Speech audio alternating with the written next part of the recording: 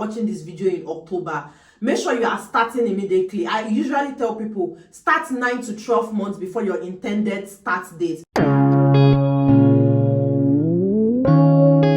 Hey bestie, welcome back to my channel. If you are new here, my name is Ola and I'm here to help you navigate the study abroad process and make your dream of studying in another country come true. In today's video, I'll be walking you through how you can successfully apply for a study abroad program in 2024, 2025, 2026 and beyond.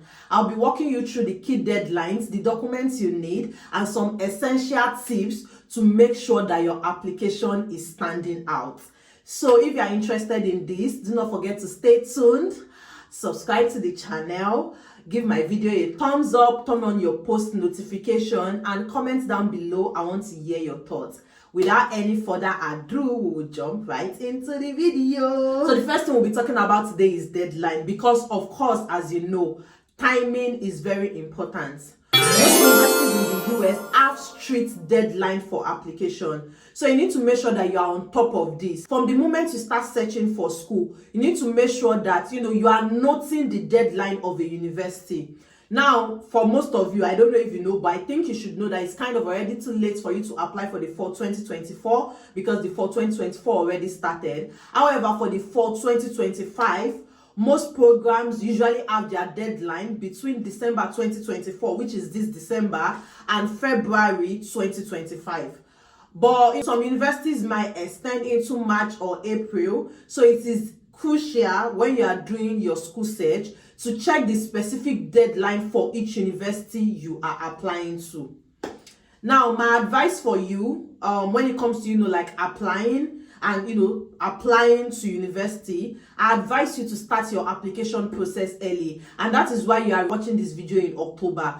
Make sure you are starting immediately. I usually tell people start 9 to 12 months before your intended start date. For instance, if you are starting in the fall of 2025, which is next year August, start now. This gives you plenty of time to gather documents. It gives you plenty of time to prepare for standardized tests, particularly if you'll be writing standardized tests like the GRE or the test of English proficiency. And it also gives you maximum time for you to actually polish your application materials.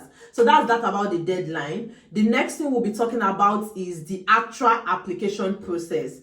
So something I want you to know is that every school may vary, but generally you'll be required to submit your application form. Of course, I've heard people coming to my DM to say, oh, can we just send it in one document? No, you're not sending it in one document. You are actually filling out an application form. So typically you fill out this application form online, and most of the time it's going to ask you personal details. It's going to ask you about your academic background.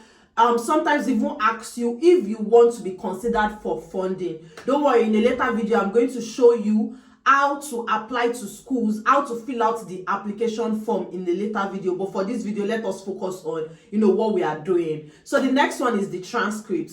Of course, I hope you know what a transcript is. A transcript is an official document that shows your academic record. So you usually need your transcript.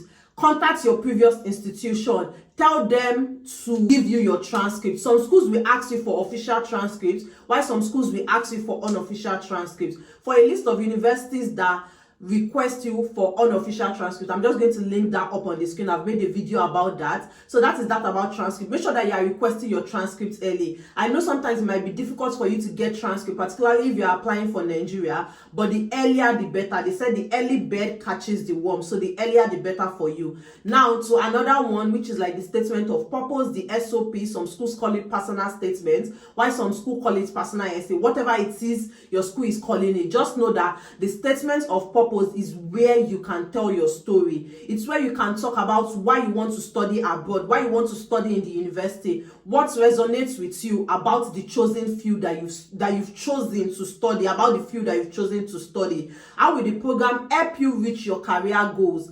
But with the statement of purpose, I would ask that you personalize this to each university. You need to show them why you are a great fit for their program. So quickly, I'm just going to, offer you a little bit of tips on how you can write your personal statement or your statement of purpose. The first thing is that you need to keep it concise. but impactful. I mean, like I said, I made a video about how to write statement of purpose. You might have a lot of experiences, but you need to make sure that you are keeping it concise and you are making it impactful. You are making sure that, when somebody reads it, they're able to understand and grasp what it is that you've experienced. You also need to focus on how the program aligns with your career goals. You need to show your unique perspective and passion as well. You need to tell them about your career goals, show them how the program at their specific institution aligns with your career goals. So that's that about the statement of purpose. The next one is recommendation letter. I know most of you already know the recommendation letter, right? So for the recommendation letter, most universities usually ask you for 2 or 3 letters of recommendation. Some schools will ask you for 4. I don't know why they ask for 4, because I feel like 2 or 3 is enough. But whatever your school is asking you, make sure you get those recommendation letters. Ideally, schools will tell you that your recommendation letter has to be from your lecturers or your employer, people who know you well, who can speak about your academic ability, who can speak about your work ethics, and who can also speak about your character. For the employer, this is usually for graduate students. I think for undergraduate students, they usually say, most of the time should be academic or people that can attest to you properly. But if you are going for like postgraduate students, you need recommendation letter from your employer. You need recommendation letter from your lecturer. So I will tell you that the tip for, getting a recommendation letter is that you should ask your professors early. Give them at least a month's notice. Don't just send them an email and be like, I need recommendation tomorrow. We all know how it is in Africa. We all know how it is in Nigeria. We all know how, how difficult it is to get recommendations. So make sure that you're asking them early. Make sure you're giving them a lot of notice.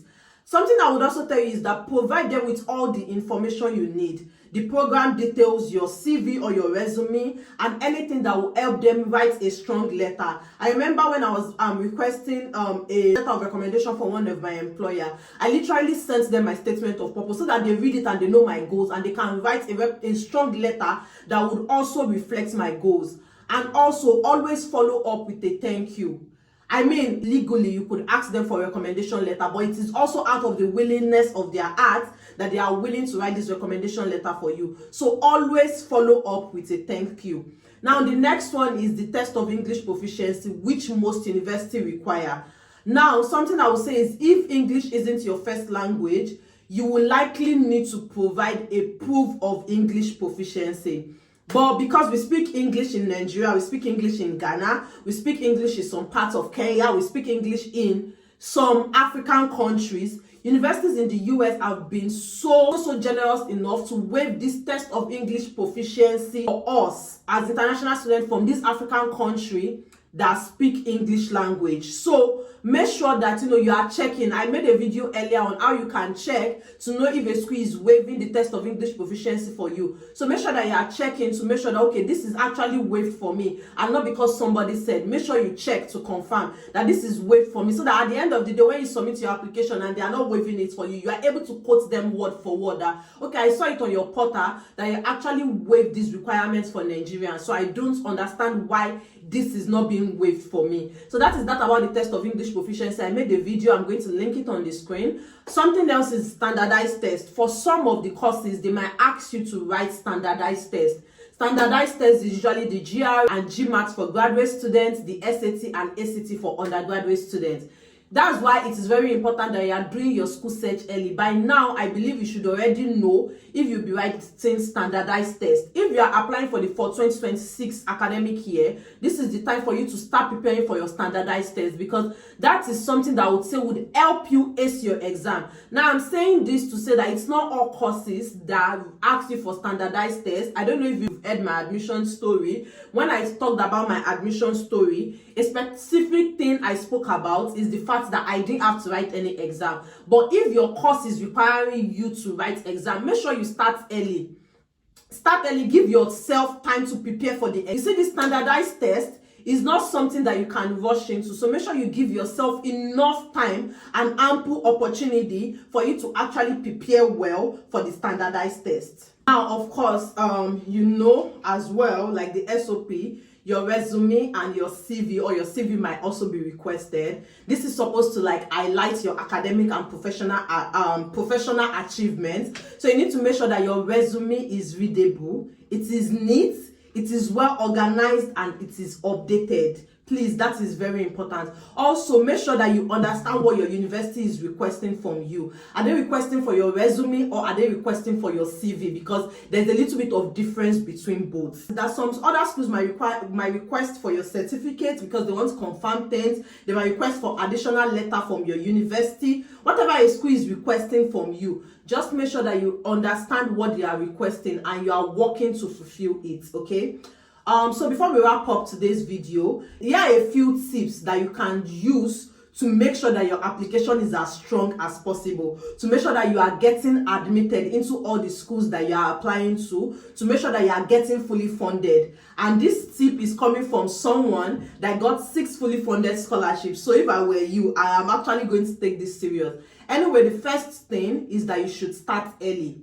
You need to give yourself plenty of time to gather everything that you need. You don't want to be rushing a week to the deadline. I don't even advise that. Like for me, I am not this type of person that I have to wait for the deadline to get motivated. I always want to start early. Even aside from application, with literally everything in my life, I don't like working when it's close to deadline. So you want to give yourself ample time to gather everything. You want to give yourself ample time to proofread your application material properly. You want to give yourself ample time to actually send your application material to another eye to help you read it. The number 2 thing is that you need to personalize your statement of purpose. I have said it times without number. Tailor your statement of purpose for each program, for each school. Highlight to the university why you think you are a perfect fit for that university. So make sure you tailor your personal statement. Make sure you tailor your story. Then the number 3 thing is for you to follow up.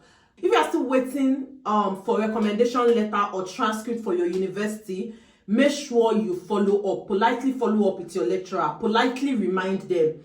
Then another thing is for you to proofread everything. Oh my God, please read and read and read and read and read and read and read and read again. I think I gave you tips on how I catch error. I literally read it out to myself to see, okay, am I making sense?